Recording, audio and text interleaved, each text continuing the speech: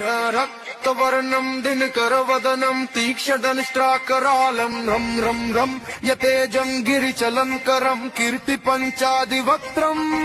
रं रं रं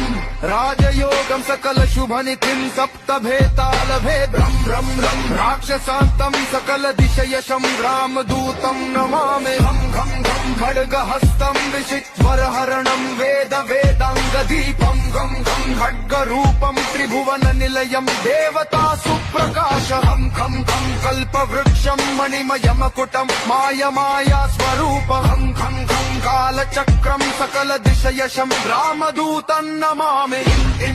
इन्द्रवन्द्यं जलनिधिकलनं सौम्य साम्राज्यलाभम्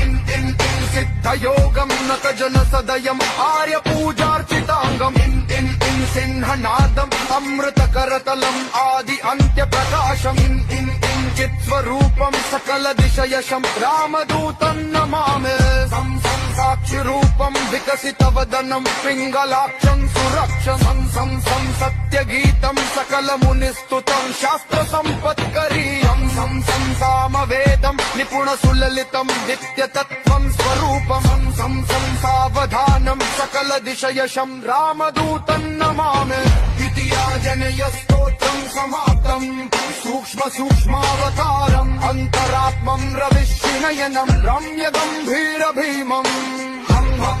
अट्टहासं सुरवरनिलयम् ऊर्ध्वरोमङ्कराल